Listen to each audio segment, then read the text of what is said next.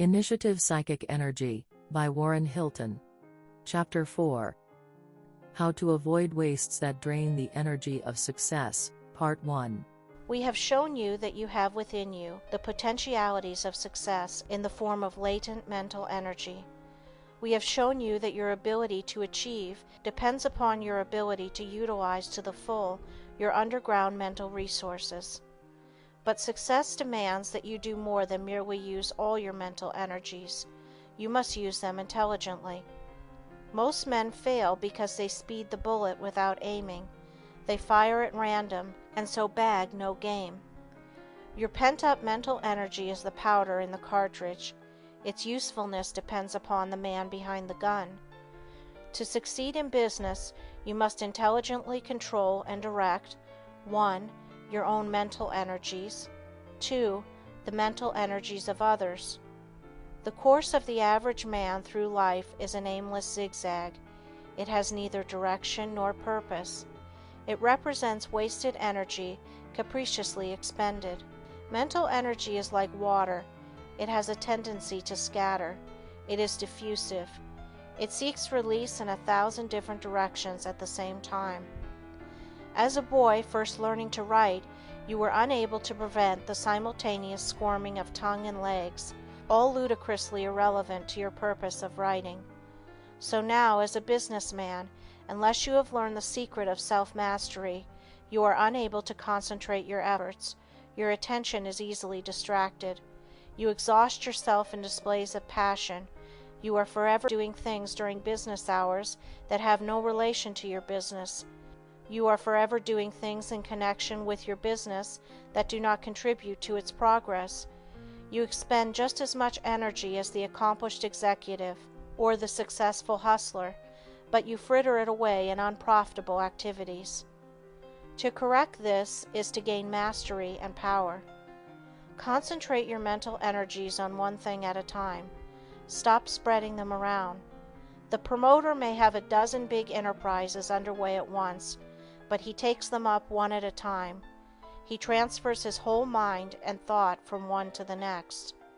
You cannot, of course, be eternally doing the same thing, but make no mistake about it, the only way to succeed at anything is to consciously control your mental energies. You may throw them now into this attack, now into another, but you must always have a tight grip on yourself, or you cannot succeed. You will often hear some live-wire businessman spoken of as a human dynamo. He has the faculty of turning out a stupendous amount of work in a comparatively short time. How he can carry in his mind the details of so many large projects, how he can accomplish so much in actual, tangible results in many directions, how he can pull the strings of so many enterprises without getting lost in a maze of detail, is the marvel of his associates. And yet this man is never hurried, nor flurried, nor worried. But every word and every act is straight to the point and productive of results worthwhile. A cool brain is the reverse of a hot box. It carries the business of the day along with a steady drive, and is invariably the mark of the big man. The man who dispatches his work quietly, promptly, and efficiently, with no trace of fuss and flurry, is a big man. It is not the hurrying, clattering, chattering individual who turns off the most work. He may imagine he is getting over a lot of track, but he wastes far more than the necessary amount of steam in doing it. The fable of the hare and the tortoise would not be a bad primer for a number of us, and the lesson relearned would not only be beneficial in a business-producing way, but it would help us in the full enjoyment of our work. Progress in mental efficiency must result from the application of knowledge of the mental machine. Just as we watch the steam engine and the electric motor to see that they are not overloaded, so we must watch the mental machine, that no more power be turned on than can be profitably employed. This principle has already been applied to physical labor by Mr. Frederick W. Taylor in his groundbreaking studies in scientific management.